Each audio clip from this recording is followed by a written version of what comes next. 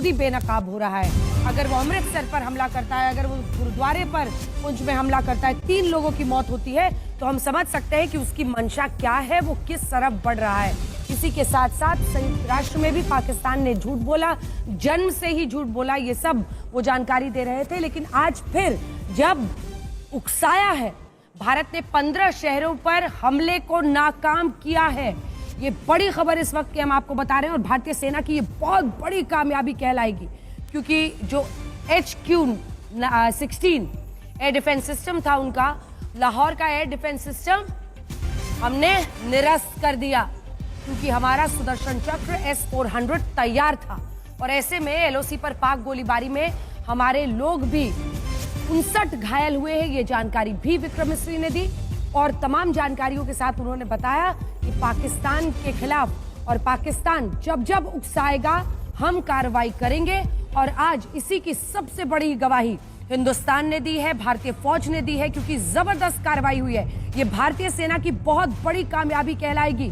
कई खास मेहमान हल्ला बोल में हमारे साथ जुड़ रहे हैं, लेकिन सबसे पहले आपको बताते हैं क्यों हम कह रहे हैं कि आज की रात पाकिस्तान के लिए बहुत भारी है।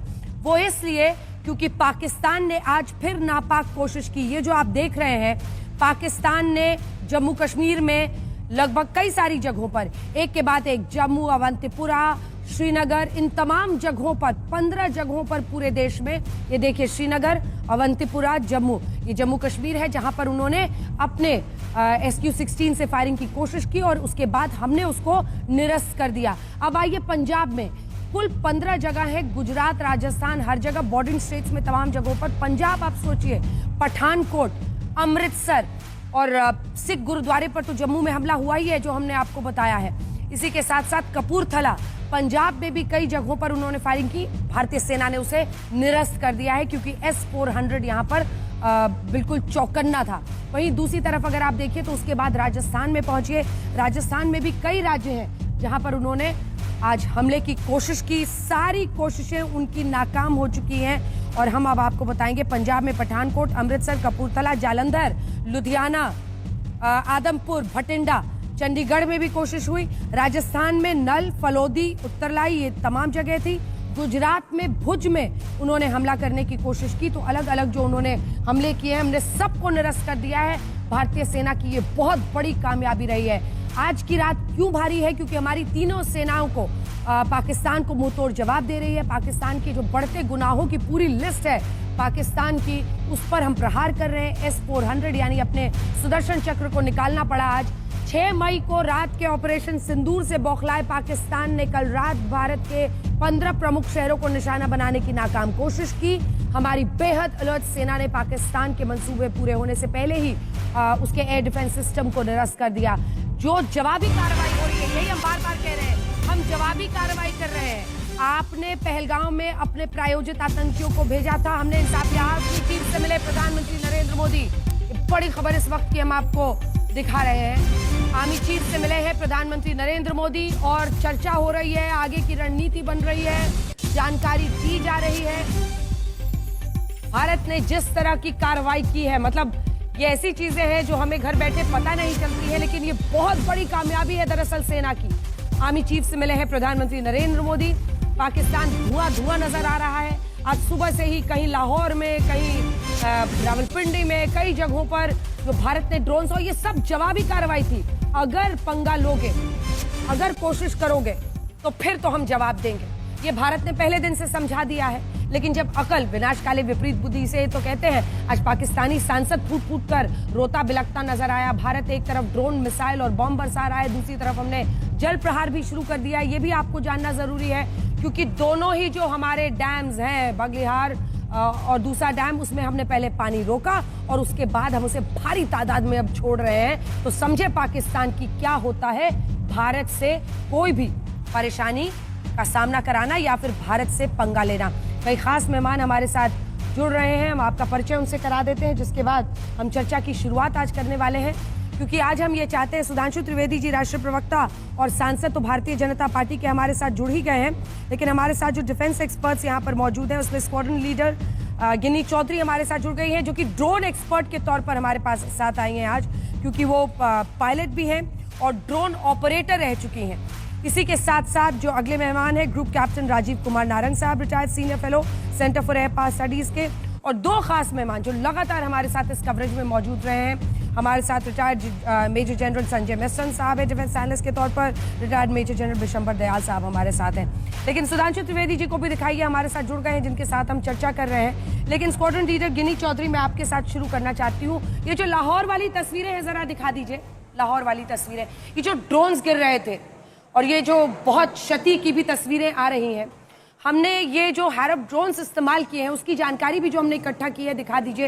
ये जो सुसाइड ड्रोन्स हमने चुने, सबसे पहले तो मैं आपसे जानना चाहती हूँ कि इसकी वजह क्या है, हमने इनको क्यों चुना है, क्या खासियत है, ये सुसाइड ड्रोन्स किस तरह से काम करते हैं और कैसे भारत के लिए सही और सटीक है। Well, thank you, Anjana, for having me. Jai Hind, everyone. Today, energy levels are high. Step कर के हम आगे बढ़ रहे हैं and we are succeeding. So the use of LMs today, drones in the warfare, the reason behind this is ये एक cost effective method है, ये एक precision target को के लिए बना गया है specially, and इसमें क्या है, इसमें you don't aim for the civilian को target नहीं कर सकते, you'll have a precision target अगर आपको चाहिए होता है, your soft targets like your radars, तो उसके लिए LMs यूज किए गए। एक कॉस्ट इफेक्टिव रीजन इसका रीजन है why we have used LMs and drones in this। तो ये जो सुसाइड बॉम्बर्स होते हैं, मतलब ड्रोन्स हैं, ये हम माने कि वहां पर जाकर फिर कुछ देर वहां पे रहकर फिर वो अपने हिसाब से जो टाइम आता है उसमें वो फटते हैं और सेल्फ डिस्ट्रक्टिव होते हैं। See, like I've said, Israel से हमने लिया था। हाँ, जैसे मैंने पहले भी कहा है, nothing can be done without a man. There's always a man in the loop. मैं आपसे रिक्वेस्ट करूंगी हिंदी में बोलेंगे तो ये आज तक है तो हमारे दर्शक बेहतर समझेंगे। मैन इन द लूप का मतलब कि एक इंसान, मनुष्य जरूर चाहिए उस अनमैन्ड लॉयटर म्यूनिशन को, सुसाइड बॉम्ब को, या बोल सकते हैं ड्रोन को उड़ाने के लिए। मैं एक पायलट जरूर फिर भी चाहिए ग्राउंड पे, जो शेल्टर में बैठा है, जो शेल्टर से उसे फ्लाई कर रहा है। और सबसे खूबसूरत बात इसकी ये है कि it is a suicide bomb. आप ऐसा मानिए आपके पास एक कैमरा है और उसमें आपके पास बॉम्ब है। इट इज, आप उस कैमरे से उस टारगेट को भी देख पा रहे हैं, as if you are there. आपको लगेगा आप वहीं पर हैं। अगर आप चाहते हैं आप हवा में भी अपना टारगेट बदल सकते हैं, इफ यू थिंक, और आप कहीं से भी बैठ के इसको ऑपरेट कर सकते हैं। हाँ, बिकॉज उसकी जो रेंज है, आप आजकल डिफरेंट रेंजेस के आ गए। हैरोप का अलग रेंज है, आप सब गूगल कर सकते हैं, उसकी डिटेल्स शी इज गोना ये भी आपको बताएंगी। तो ये हम दिखा रहे, रेंज उसका लगभग 1000 किलोमीटर का है। Yes yes. सो आप अपने टेरिटरी में बैठ के उसको वहां भेजकर, and you can just have a view of it and pinpoint the target, and weapon to target matching भी है इसमें, ये कैपेबिलिटी भी है। आप जाइए और उसको ध्वस्त कीजिए, डिस्ट्रॉय कीजिए। इट इज दैट प्रिसाइज, इसकी यथार्थता इतनी है। सुधांशु त्रिवेदी जी हमारे साथ जुड़ गए। सुधांशु जी, विक्रम मिस्री साहब विदेश सचिव ने पूरी जानकारी दी, लेकिन लगातार क्योंकि ऑपरेशन सिंदूर के बाद आपसे बात नहीं हुई है, देश भी सुनना चाहेगा कि भारतीय जनता पार्टी के सांसद जो ऑपरेशन सिंदूर है और ऑनगोइंग ऑपरेशंस है, क्योंकि ये किरण रिजिजू साहब ने भी कहा कि ये ऑनगोइंग ऑपरेशंस है, क्या हम माने कि युद्ध स्तर पर भारत पाकिस्तान के जो नापाक इरादे हैं, क्योंकि 15 शहरों पर उसने बीती रात भी हमला करने की कोशिश की, हमने सबको नाकाम किया है और आगे बढ़ रहे हैं। देखिए, ये बिल्कुल जो अभी प्रेस कॉन्फ्रेंस से बताया गया कि भारत के 15 शहरों पर टारगेट करने का पाकिस्तान ने प्रयास किया, जिसे भारत की अभेद्य सुरक्षा प्रणाली ने नाकाम कर दिया और लाहौर के एयरबेस का जो डिफेंस सिस्टम है वो डिस्ट्रॉय कर दिया गया। टेक्निकल एक्सपर्ट्स आपके साथ बैठे हैं अंजना जी, जो इस विषय की टेक्निकलिटी को बताएंगे। जैसे अभी टेक्निकल एक्सपर्ट बता रही थी और दो आपके पास आर्मी के पूर्व अधिकारी बैठे। मैं इसका दूसरा पक्ष बताना चाहता हूं। आप सोचिए कि मोदी जी के नेतृत्व में जो नीतियां रही उनका क्या बदलाव आया। हमारी सरकार आने के बाद सबसे ज्यादा अगर जोर दिया गया तो इंडिजिनस डिफेंस प्रोडक्शन, यानी हमारा घरेलू रक्षा उत्पाद। और आज स्थिति यह है कि हमारे लगभग 73 से 74% इक्विपमेंट केवल भारत में बनते हैं। आज हम एक्सपोर्ट करने की स्थिति में हैं और 20,000 करोड़ का एक्सपोर्ट कर रहे हैं। अभी यहां दो चीजें आई, एंटी मिसाइल सिस्टम और ड्रोन। अब यहां मैं बताना चाहता हूं कि जो लोग कुछ समय पहले, आपको ध्यान हो अंजना जी, आपके चैनल पर बैठ के ज्ञान देते थे कि रशिया यूक्रेन की लड़ाई चल रही है, हम खुल के यूक्रेन के पक्ष में नहीं है। रशिया के पास S-400 एंटी मिसाइल सिस्टम है जो दुनिया के सबसे एडवांस एंटी मिसाइल सिस्टम में माना जाता है। आज वही सुदर्शन चक्र के रूप में हमारे पास है और जिसने एक बड़ी भूमिका निभाई इन 15 शहरों पे होने वाले अटैक को काउंटर करने में। अब महत्वपूर्ण बात क्या है, हम क्वाड के मेंबर हैं, उसके बावजूद रशिया ने हमको S-400 दिया है। यह सरकार की दक्षता होती है, टेक्निकल एक्सपर्टीज उनके पास होती है, आर्मी के पास, पर सरकार का काम होता सुरक्षित करना। अब ड्रोन की बात आई, हम रशिया से S-400 ले रहे हैं, फिर भी अमेरिका हमको प्रीडेटर ड्रोन दे रहा है, और प्रीडेटर ड्रोन हम पाने वाले नेटो के बाहर के एकमात्र कंट्री है जिससे एग्रीमेंट हुआ है। तो आप ये देखिए कि भारत की सुरक्षा को अभेद्य बनाने का जो एक दीर्घकालिक योजना, एक long term planning Modi ji की सरकार ने पिछले कुछ वर्षों में की थी। और शायद बहुत से लोगों को जानकारी ना हो, मैं डिफेंस कमेटी का भी मेंबर था, इसलिए मुझे पता है कि इमरजेंसी डिफेंस प्रोक्योरमेंट पिछले कई सालों से पहले से चल रहा था, जिसकी वजह से पर्याप्त मात्रा में आर्म्स एंड एमुनिशन की व्यवस्था भारत के पास है।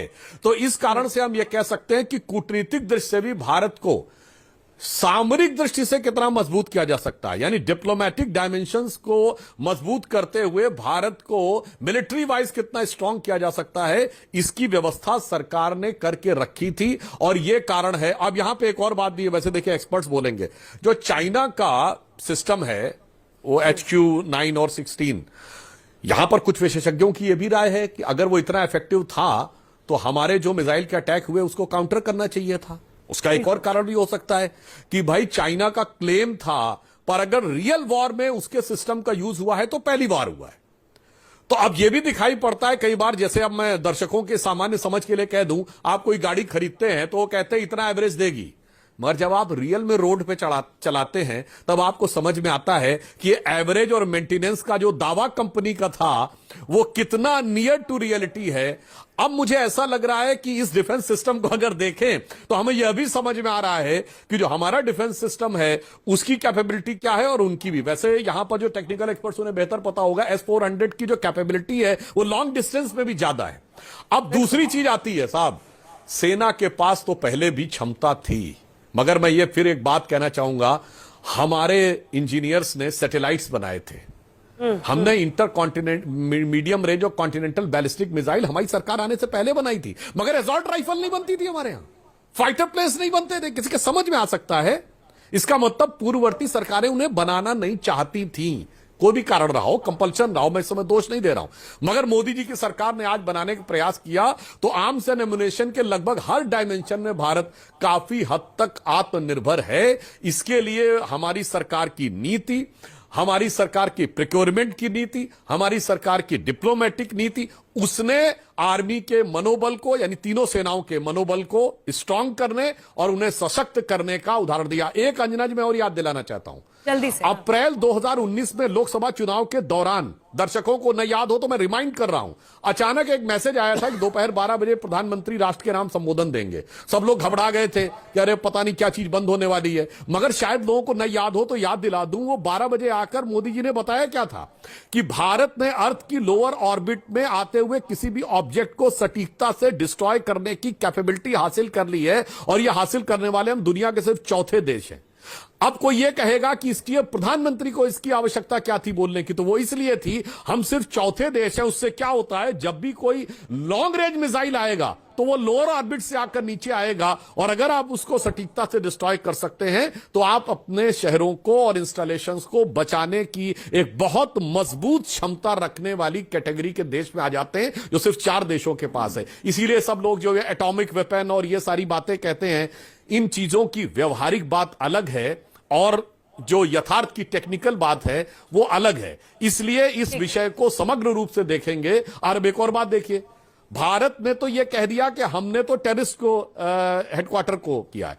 आज पाकिस्तान इंटरनेशनल लेवल पे जवाब क्या देगा कि उसने भारत के कौन से चीज को टारगेट किया और क्यों टारगेट किया। हमने यह भी बताया टारगेट किया, और हमने यह भी बताया क्यों टारगेट किया। यह जवाब आज पाकिस्तान के लिए अंतर्राष्ट्रीय बिरादरी को देना बहुत मुश्किल होगा।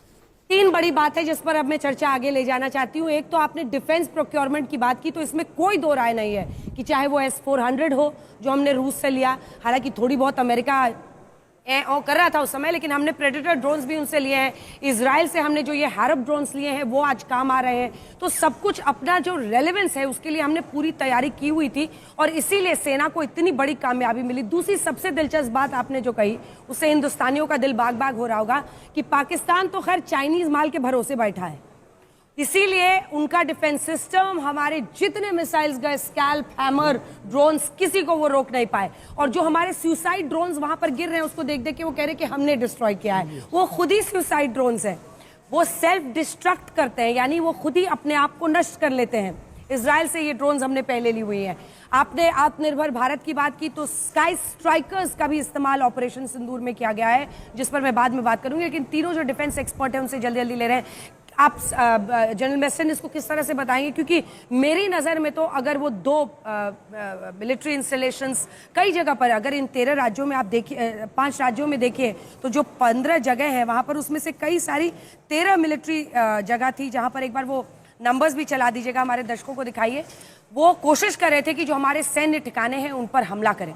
तो ऐसे में कितनी बड़ी ये कामयाबी है। S-400 एकदम सतर्क, सब कुछ तैयार। हम उनका डिफेंस सिस्टम तो फेल हो गया ना सर, हमारे सारे मिसाइल्स गए और ऑन पॉइंट हिट करके।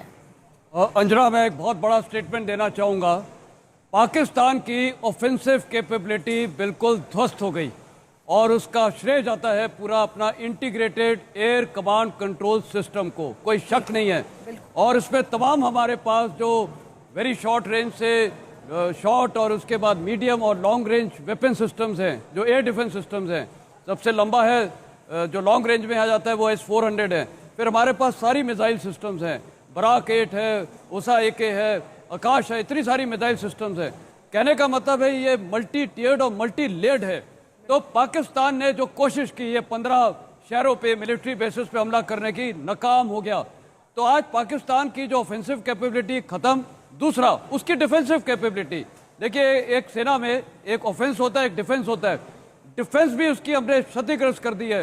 जिस प्रकार इन्होंने बताया कि हमारे हीरोन्स ने जाके उनको डिस्ट्रॉय किया, वो उनका SEAD किया, suppression of enemy air defence systems, खत्म, उनके रडार्स को ध्वस्त किया और कितनी इफेक्टिवली किया, पिन पॉइंटेड टारगेट। और अभी आपने फॉरेन सेक्रेटरी को भी सुना, हमारे प्रिसाइज ओरिएंटेड टारगेट है, प्रिसीजन ओरिएंटेड है, तो बहुत ही सक्सेसफुल है।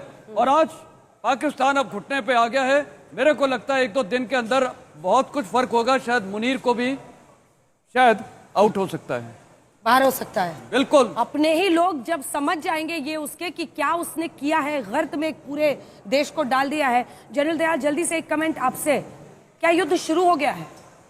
बिल्कुल अंजना, देखिए, जब कल हमने बात की थी, आपको याद होगा, हमने कहा था कि अगर पाकिस्तान कोई भी कार्रवाई करेगा तो हम, याद होगा आपको, हमने कहा था कराची में दिवाली मना देंगे। तो पाकिस्तान ने और हमने कहा था कि पाकिस्तान जो है वो ऐसे मिसएडवेंचर टाइप एक्टिविटी करेगा, उसके पास कोई कंक्रीट ऑफेंसिव पावर है नहीं। और हमारा एयर डिफेंस सिस्टम बहुत फुल प्रूफ है, 3 लेयर्ड है, डिफरेंट है, बार बार हम बता चुके हैं। और S-400 तो हमने इतनी यूज भी नहीं की होगी, बिकॉज वो तो हमारा स्ट्रेटेजिक वो है, जब वो स्ट्रेटेजिक मिसाइल्स फायर करेगा, जब वो F-16 वगैरह को लाएगा हवा में, तब मारेंगे ना। हमारे पास और बहुत सिस्टम्स हैं उसको डिस्ट्रॉय करने के लिए। तो हमारा एयर डिफेंस सिस्टम बिल्कुल वो है। ग्राउंड पे हमारी जो हमारी सेंसिटिविटीज हैं उन पे हमारी इन्फेंट्री ऑलरेडी उनको ऑक्यूपाई कर चुकी होगी, मेरा मानना ये है। और जहां तक एयर है, वो एयर पेट्रोलिंग के जरिए कोई किसी किस्म की नेवल, तो पूरी नाकाबंदी करके हमने तैयारी की थी। उसने फिर भी मिस एडवेंचर किया और उसका आज हमने इतना करारा जवाब दिया है। अब देखिए, मैं सिर्फ आपका ध्यान दिलाता हूं, 1971 में 3 दिसंबर को जैसे ही उसने हमारी एयर वायलेशन की थी, हमारे देश ने रात को पार्लियामेंट ने बैठ के पार्लियामेंट ने युद्ध डिक्लेयर कर दिया था। मैं मानता हूं आज पाकिस्तान ने हमारे पूरे कोई स्टेट नहीं छोड़ा, जो बॉर्डर स्टेट्स हैं, कोई टाउन नहीं छोड़ा, श्रीनगर, जम्मू, अगर आप जाए पठानकोट, उसके बाद अमृतसर, जलंधर, उसने तो सब किया ना। और पूरे राजस्थान में आ जाए, देखिए नल और फलौदी, वो उसकी जहां जहां हमारे या तो हमारी एयर डिफेंस, या तो हमारी एयर स्ट्रिप्स हैं, एयरपोर्ट्स हैं, हमारे एयर बेसिस हैं, उस पर उसने अटैक करने की कोशिश की है। उसने कार्रवाई कर दी हमने उसका काउंटर कार्रवाई की है, लेकिन इनिशिएटिव हमने वापस लिया है। तो इस इनिशिएटिव को बरकरार रखते हुए मेरा मानना यह है, आज रात को पाकिस्तान को और सबक सिखाना चाहिए। और जो हमने आज दिन में एक, अगर आपने देखा हो कि जो उनका स्टेडियम है, अगर उसकी आप तस्वीरें दिखाएं, देखिए हमारे ड्रोन्स ने कितनी प्रिसाइजली उनके स्टेडियम को किस तरह से डिस्ट्रॉय किया है। और अगर पूरे के पूरे अगर आप रावलपिंडी के स्टेडियम को देखेंगे, इतना बड़ा एरिया है और उसमें कितनी डिस्ट्रक्शन की है। ठीक इसी तरह हमने लाहौर में भी तो उसके एयर डिफेंस को, और देखिए अंजना, जब हमने अटैक किया था ना, हम बता नहीं रहे हैं, लेकिन एक्चुअल में हमारी जो इलेक्ट्रॉनिक वॉरफेयर है ना, उसने उसके सारे सिस्टम्स को स्प्रेस कर दिया था, ताकि उसके एयर डिफेंस सिस्टम, उसके जो इलेक्ट्रॉनिक सिस्टम है जो पिकअप करते हैं रडार वगैरह, वो स्प्रेस थे। ठीक है, और इसीलिए जल्दी से अभिषेक मातिमान जी से एक कमेंट जल्दी से ले लें, हमारे साथ जुड़े हुए हैं जो अगले मेहमान है, जल्दी से दिखा दीजिए जरा, क्योंकि आज एक बहुत बड़े अटैक को हमने फॉइल किया है। इस बारे में आप क्या जानकारी देंगे?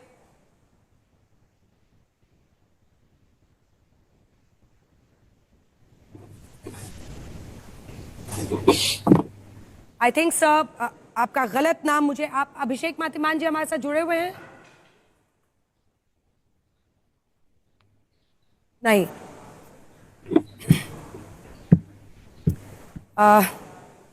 ग्रुप कैप्टन राजीव कुमार नारंग जी। अंजना जी, मैं 4 विषयों पे बात करना चाहूंगा। सबसे पहले जो इशू रेज किया गया था आत्मनिर्भरता पर, हमारे काफी आत्मनिर्भर प्रोग्राम शुरू हुए, जो ड्रोन्स में हुए, काउंटर ड्रोन्स में हुए, मैन्ड फाइटर्स में हुए और मिसाइल्स में हुए। वो जो है रिजल्ट आज हमें देखने को मिला, जब हमारे मैन्ड एयरक्राफ्ट अपने बॉर्डर में रहते हुए दुश्मन के ठिकानों पर एक्यूरेटली स्ट्राइक कर पाए। दूसरी बात रही हमारे अनमैन्ड सिस्टम्स, वहां पर जाके टारगेट को आइडेंटिफाई करके बिना कोलेटरल और अदर मिनिमम कोलेटरल डैमेज के साथ, बिना सिविलियन को मारे, उनके जो स्पेसिफिक टारगेट है उनकी छतों के बीच में से मारते हुए जाके हमारे टारगेट्स को मारा है। और तीसरा है जो हमारे इनोवेशन इनिशिएटिव्स पिछले जो 5-7 सालों से शुरू हुए हैं, जैसे मेहर बाबा कंपटीशन है, आईडेक्स इनिशिएटिव्स है, उसमें कई टेक्नोलॉजीज हमारी बनी है जो आज हमारी आर्म्ड फोर्सेस को एम्पावर कर रही है। और चौथा विषय जो है सिनर्जी इन 3 सर्विसेज। देखिए, प्रधानमंत्री तीनों चीफ से मिले और तीनों चीफ ने स्ट्रेटजी बनाई, और वो स्ट्रेटजी बनाई जो हमारे देश के लिए बेस्ट है। और लास्ट विषय जो मैं कवर करना चाहूंगा वो है एरियल टेक्नोलॉजीज की इंपॉर्टेंस जो है दोबारा पुनर्स्थापित हो गई है।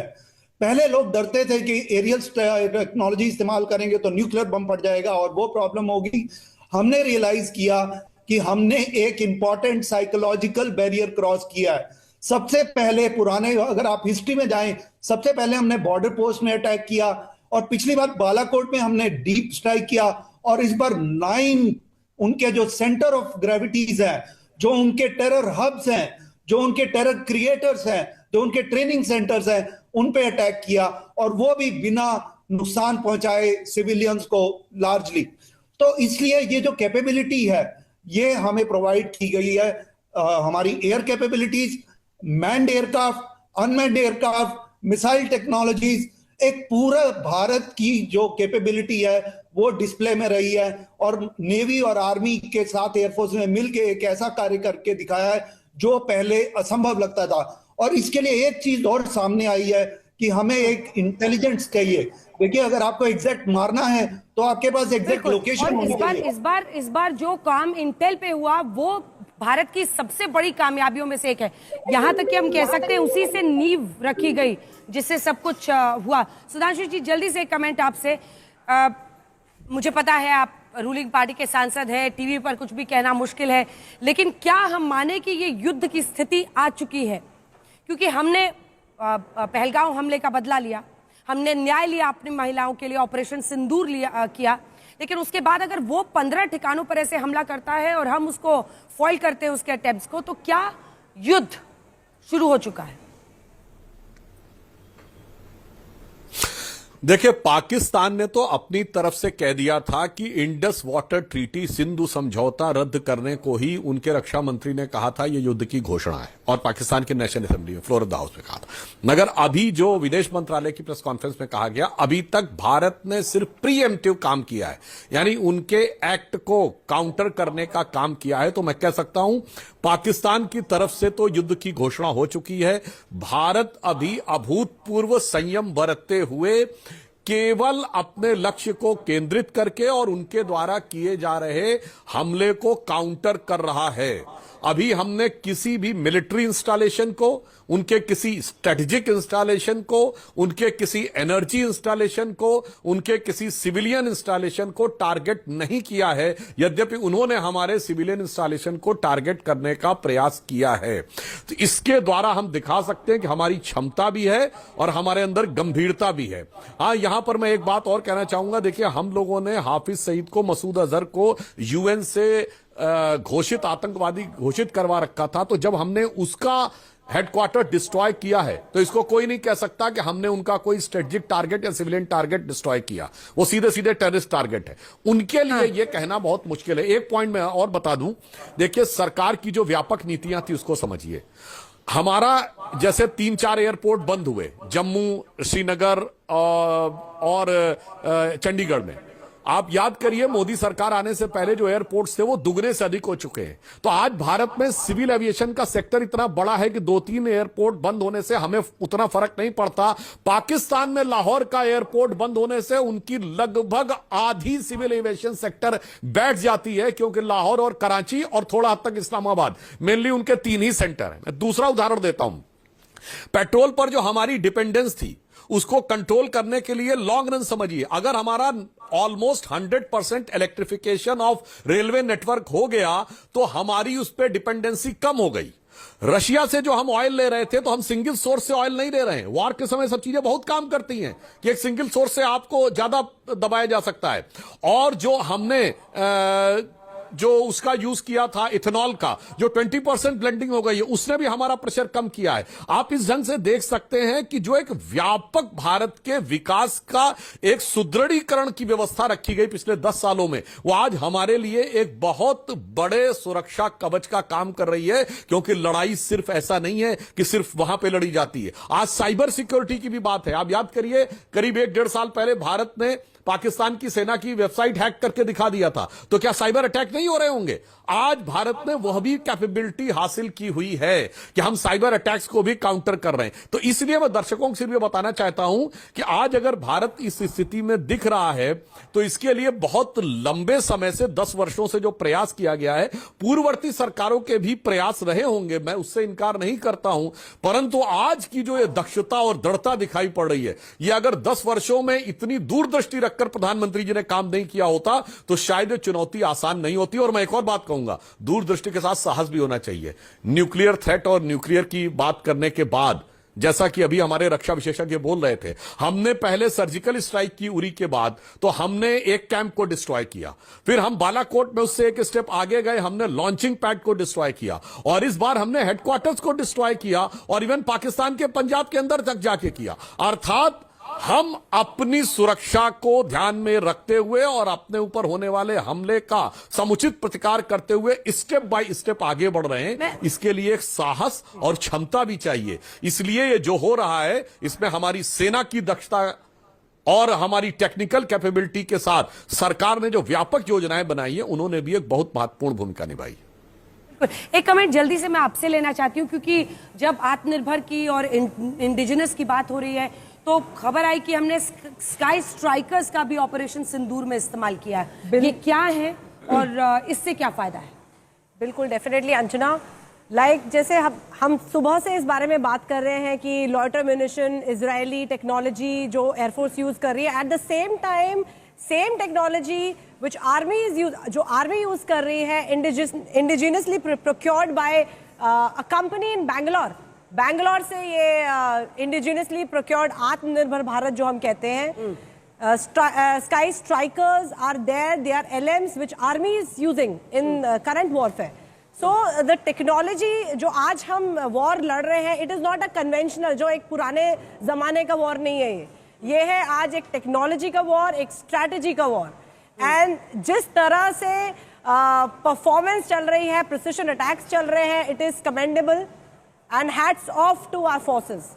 बिल्कुल। और एक बार फिर मैं ड्रोन पर जरा बात करना चाहती हूँ, कितना डिस्ट्रक्शन कर सकते हैं ये किसी जगह पे, और क्या मतलब जिस तरह से हमने देखा कि हमारे मिसाइल से बहुत प्रिसिशन स्ट्राइक्स किए वहां पर बीते दिन स्कैल्प और हैमर ने, वैसा कुछ मतलब इसका लक्ष्य क्या, इसका मकसद क्या था? देखिए, इसका मकसद है एक छोटा टारगेट पर महत्वपूर्ण टारगेट, जो सॉफ्ट टारगेट्स होते हैं जैसे कि रेडार, जहां पे हम चाहते हैं कि बस पिन पॉइंट वहीं पर हमारा डिस्ट्रक्शन हो, सिविलियंस को आसपास किसी को कुछ उसमें डिस्ट्रक्शन में ना वो आए, तो उसके लिए इट इज यूज, उसके लिए ये यूज किया जाता है। आप देखिए विंग स्पैन इसका 2.5 to 2.8 मीटर्स है। ये छोटी सी बर्ड है, अलॉन्ग विद अ कैमरा है उसमें, और उसका आर्मामेंट है जो 10 से 15 किलो का आर्मामेंट है, वो जाके वहां फटता है, वो एग्जैक्टली उस टारगेट को ही डिस्ट्रॉय करता है। एंड सबसे खूबसूरत बात इस सिस्टम की ये है कि एनिमी रडार्स, दुश्मन के रडार इसको पकड़ नहीं सकते। ये तो बहुत बड़ी बात है, ये बहुत बड़ी बात है, सबसे बड़ी बात है। एंड मतलब उसके पीछे आप कहीं से भी बैठ के उसको चला रहे हैं, वो वहां जा रहा है, छोटा सा चिड़िया दिख रहा है और वो पॉइंटेड जाएगा और दुश्मन का कोई रडार और आप उसको कैच नहीं कर उसे सकता। क्यों नहीं पकड़ सकते? बिकॉज ऑफ उसका साइज, उसकी स्पीड, जो गति है, उसका क्रॉस सेक्शन बहुत छोटा, जो बहुत रडार पे छोटा है। काफी देर तक ये वहां रह भी सकता है, कई घंटों काफी तक। 9 घंटे तक 9 ऐसे घंटे तक वो रह सकता है। प्लस थर्मल सिग्नेचर जो हम बोलते हैं, इंजन बहुत छोटा इंजन है, क्योंकि 10 किलो का 15 किलो का उसने आर्मामेंट कैरी किया हुआ है, तो थर्मल सिग्नेचर से भी वो कभी डिटेक्ट नहीं कर सकते उसको। बहुत दिलचस्प जानकारी आपने दी। आप सभी का बहुत बहुत धन्यवाद हल्ला बोल में हमारे साथ जुड़ने के लिए। Thank you so much. देखते रहिए।